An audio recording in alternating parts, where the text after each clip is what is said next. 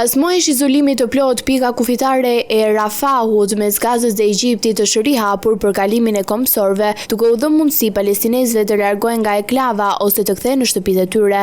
Lëvizja do të jetë e kufizuar dhe do të shoqërohet me kontrolle të rrepta sigurie, ndërsa Izraeli dhe Egjipti pritet të vendosin kuota të përcaktuara për numrin e personave që do të lejojnë të kalojnë çdo ditë. Rafahu ishte në kontrollin e forcave izraelite që prej majit të vitit 2024, rreth 9 muaj pas nisjes së luftës në Gaza. Mbyllja e kalimit ndërprehur një nga rrugët e vetme të komunikimit të palestinezëve me botën e jashtme, duke rënduar situatën humanitare dhe duke kufizuar ndjeshëm mundësinë e evakuimeve për arsye shëndetësore. Rihapja e tij konsiderohet një hap i rëndësishëm në kuadër të armëpushimit të arritur në tetor, si pjesë e një plani të ndërmjetësuar nga presidenti amerikan Donald Trump. Sipas autoriteteve izraelite, në pikën kufitare kanë mbërritur edhe ekipe monitorimi europiane, të cilat do të mbikëqyrin procesin e kalimit të civilëve, si në hyrje ashtu dhe në dalje. Gjatë muajve të parë të konfliktit, dhjetëra mijëra palestinezë arritën të largoheshin përmes Rafahut drejt Egjiptit. Zyrtarët palestinezë raportojnë se rreth 100.000 persona janë larguar nga Gaza që prej fillimit të luftës. Mbyllja më parshme e kalimit së bashku me bllokimin e korridorit të Filadelfias përgjatë kufirit ishte penguar veçanërisht të plagosurit dhe të sëmurët që kërkonin trajtim mjekësor jashtë territorit. Edhe pse disa mijëra persona janë lejuar të dalin përmes Izraelit gjatë vitit të fundit, sipas Kombeve të Bashkuara, mijëra njerëz të tjerë vazhdojnë të kenë nevojë urgjente për kujdes shëndetësor jashtë Gazës. Megjithatë, pavarësisht këtij lehtësimi, Izraeli vijon të mbajë të ndaluar hyrjen e gazetarëve të huaj në Gaza, një masë që ka qenë në fuqi që nga nisja e konfliktit, duke kufizuar ndjeshëm raportin e pavarur nga terreni.